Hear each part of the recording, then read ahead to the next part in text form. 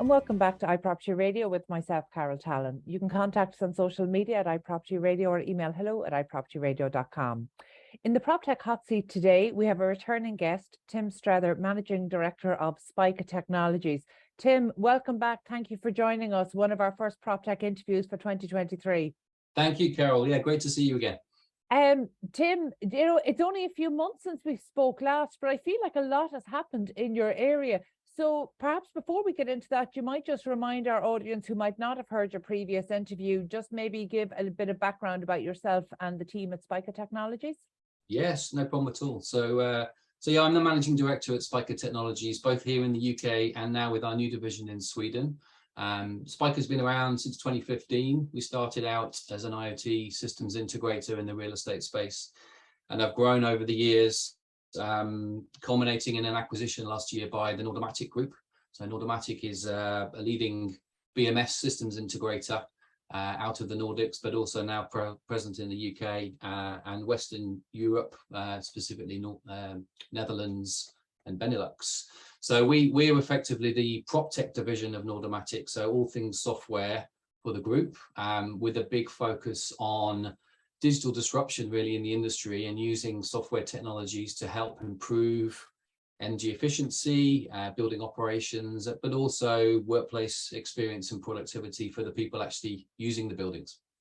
Tim, thank you for that. I mean, it's such a topical area at the moment. One of the things that I know we focused on in our last interview, and I have to touch on it now because I think it is still one of the most important parts of when we're looking at smart building technology or smart buildings and the technologies that are powering that, and that is around integrations. So can you tell me, maybe give people a bit of an overview at the moment, because you've got a nice geographical spread. Yes. You might just kind of share, where are we in the marketplace in terms of integration? Because I still see a lot of ad hoc solutions. Yeah, I think you're right, Carol. It's a maturing market. We're not there yet. I think it's going to look a very, very different space in the next 5 years. But traditionally, you know, the real estate industry in general has been quite immature, I would say, compared to other industries. I spent a lot of my career working in finance and retail. They are, and a lot of those companies will talk about themselves as being technology companies now, you know, the banks especially. I think real estate is somewhat behind.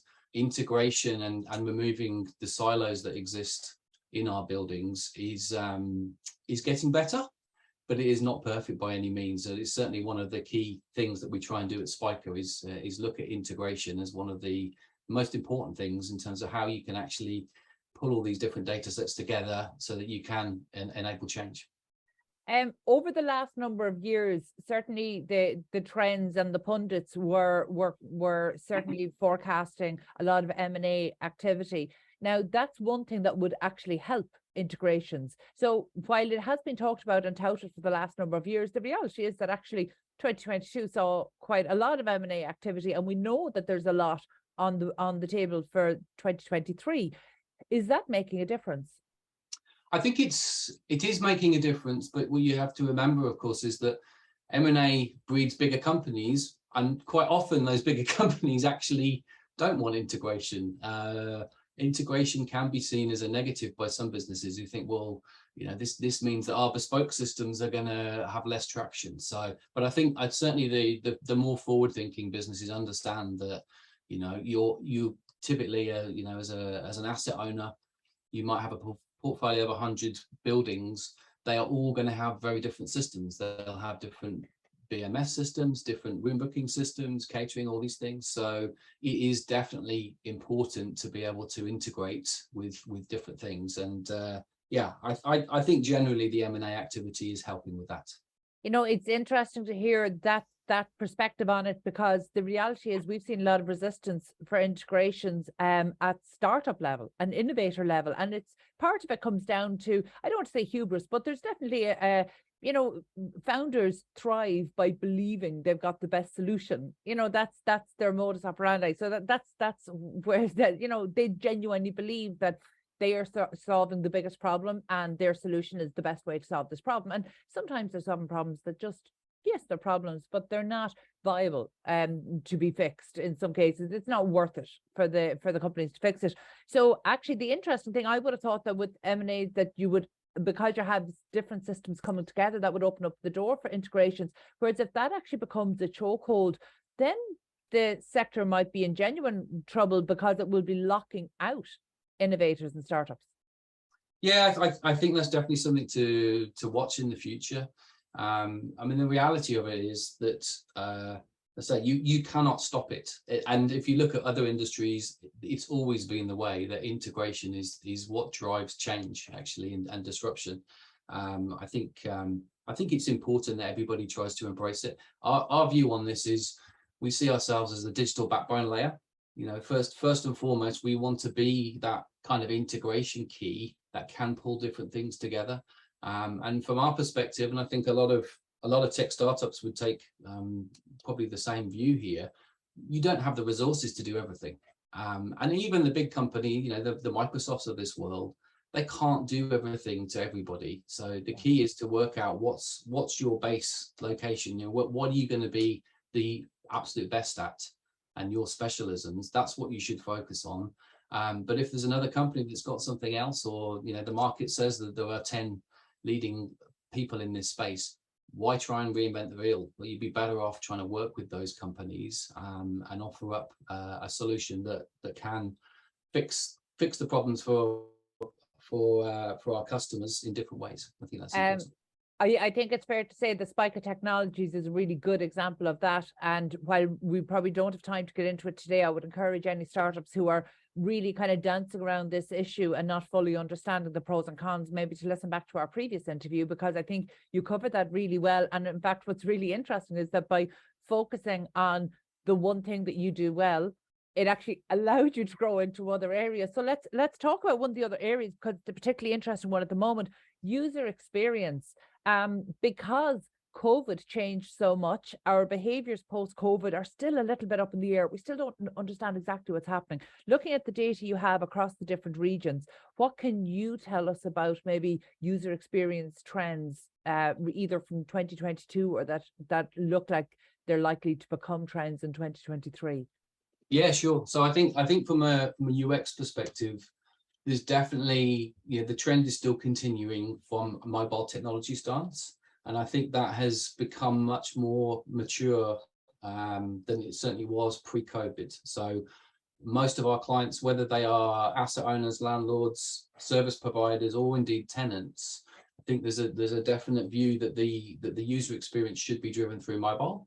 People expect that in their daily lives outside of work, and it's now becoming de facto within work as well. So that mobile view on things, and then the ability via that mobile communication to pull together the data that wasn't previously available. So for the users to be able to have access to things within the building, make decisions in the hybrid world.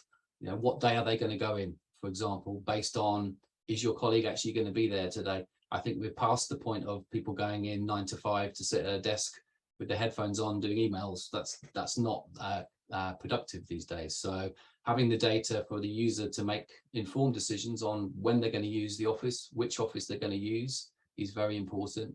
We see a big trend at the moment around access control as one of the new killer apps coming down. So, you know, the ability to have mobile access control for car parking, access into the building, access to secure areas, that is becoming very prevalent. And I would say during COVID, you know, the main workplace experience UX was around desk booking, because it was very important to be able to do that.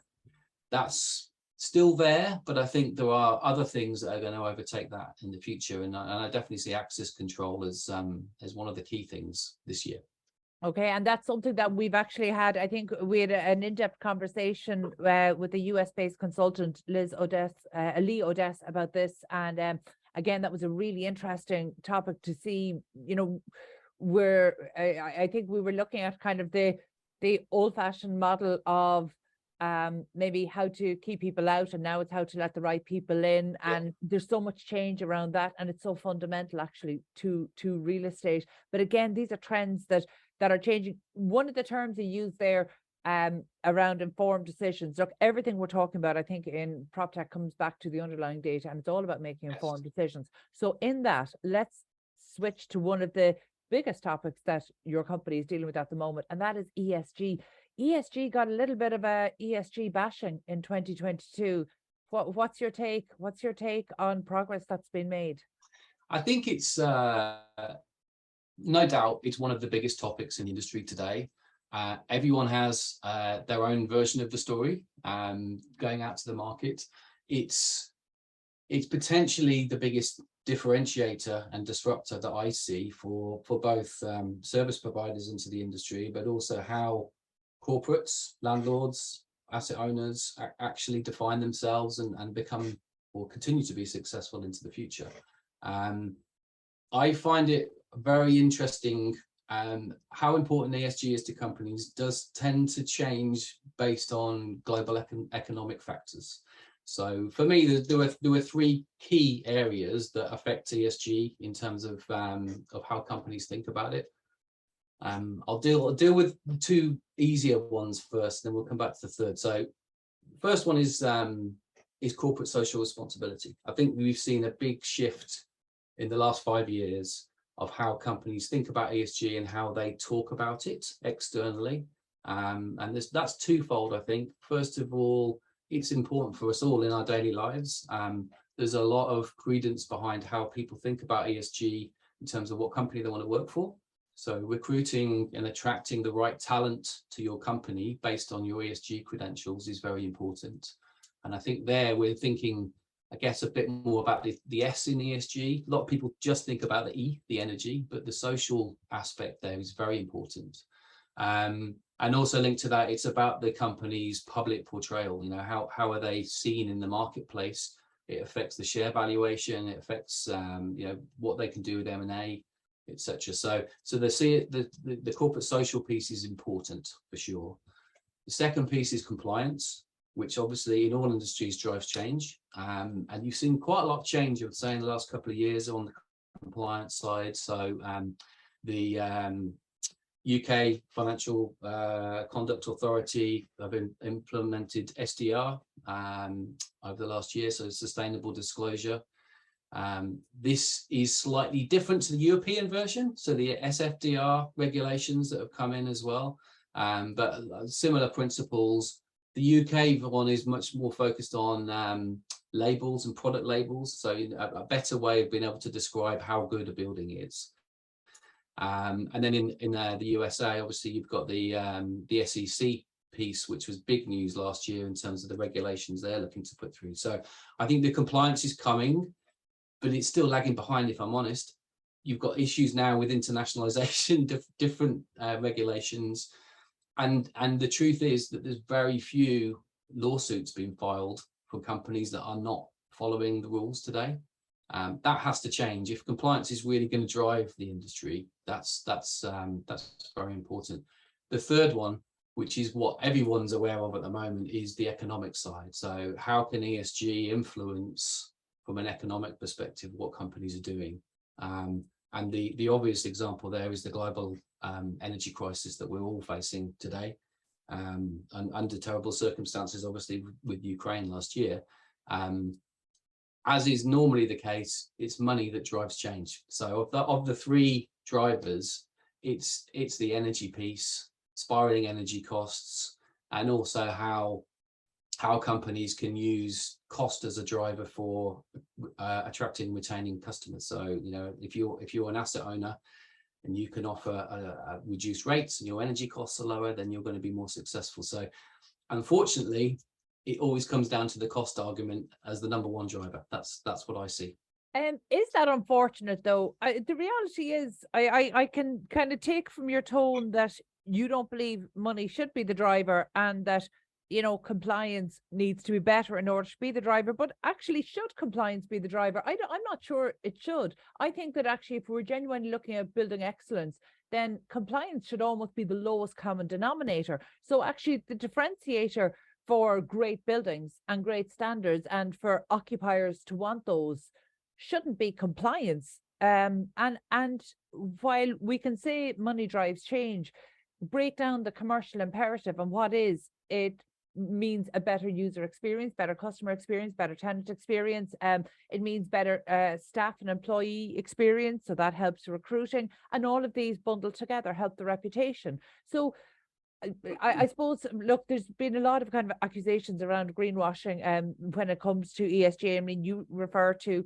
ESG credentials, and I think I don't think it's clear what are good credentials in the ESG space right now. But you know what? I don't think that that's necessarily a failing. I think that that's a symptom of where we are on the journey. And so while there was quite joking skepticism, you know, when we saw, you know, maybe 18 months ago, everybody on their LinkedIn profile, suddenly every company changed from being asset managers in their job description to sustainability managers. And I think it's not cynical to say that most of these people genuinely didn't know what the role involved or what it was about, and they weren't necessarily qualified for it. However, that doing that, to my mind, is a strong signal from the company that actually we know this is important and we want to get better, and we're designating resources. So as long as that sustainability person is given the resources to learn more, to be able to affect change, to be able to innovate, to be able to have innovation fail and start over, these are the really important things. So I think that I've maybe softened a little, and I think that some of these claims, you know, it is symptomatic of where we are in the journey, and I'm not sure that we should condemn those. I think that actually we need to be encouraging those. That's where we're going to find the route to excellence, as long as those people are resourced. At the end of the day, it will all come back to delivering and the performance and the metrics. So this is maybe where Spica Technologies comes in. So what kind of advice, before we wrap up today, Tim, you know, for people who are merely, or for portfolio owners who are at perhaps an earlier stage of the journey, what kind of first steps can you give them? Yeah, a good question, Carol. And just to finish your last point there, so I'm with you on the regulation piece. I don't think it should be number one, but I think there's been a certain amount of cop out, I guess, because the regulation is something that we could use, the governments could use to really drive, but obviously it comes back to how that affects the economy. For me, as a humble geographer, my background, climate change is very close to my heart, and I find it difficult sometimes to see how easy it is to forget COP26, for example.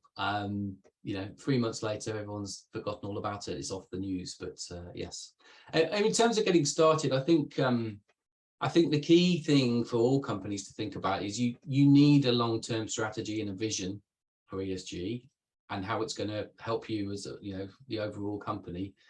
But you also need to focus on quick wins, because no one's going to invest millions and millions into a 5-year plan. So the important thing is to start small, something that's achievable and measurable, and take it forward from there. The 3 key steps for me when you're thinking about smart buildings from an ESG perspective, first of all, you need to be able to monitor. You need the data. You mentioned at the top of the call, you need the data before you can do anything. Without the data, you're kind of guessing, and it's hard to tell the board to make a decision if you haven't got the informed evidence. So monitoring is important. You can then measure correctly, and only at that point can you then start to put controls into place, and ideally automation control. So those are the kind of 3 things to think about. If you're starting out, you've got to be at the monitoring point first, because otherwise you're not going to be able to take it forward. And I think from a building perspective, it has to be focused on energy today, because that is number 1 for everybody. And the good thing to say is there's a huge amount that can be done for any building, I would say. It doesn't matter the maturity, whether they've got brand new BMS systems that they've just put in, or they've got legacy applications that have been there for 15 years. Being able to integrate to those gives you a huge amount of opportunity to make savings. And I think where the market's changed in the last 3 years, 3 years ago, there were some good systems out there where you could actually get the data and then tell you, oh, if you did this, if you tweak this, you're going to make some changes, make some savings, look at CO2 reduction. That's fine. But really where we are today, because of the advent of technology, is we're now in a world where we can combine that integration and analytics with artificial intelligence and actually start to automate these buildings and automate your overall portfolio. So have a dashboard, somebody is looking at the information, but not having to change it themselves. So that artificial intelligence, automation of HVAC systems is the number one thing that people could get started with, and within a few weeks actually, have savings. And we've got clients saving 30 to 40% of their energy costs at the moment with this kind of technology. Okay, sound advice there, Tim, and a solid place to start the explorations there. Thank you so much. That was Tim Strether of Spica Technologies, and that's it from us this week. You can get in touch with the show on social media at iPropertyRadio or by email hello@iPropertyRadio.com. My thanks to the Hear Me Roar production team and to Luke Delaney on sound for Dublin South FM. Until next time, thank you for listening.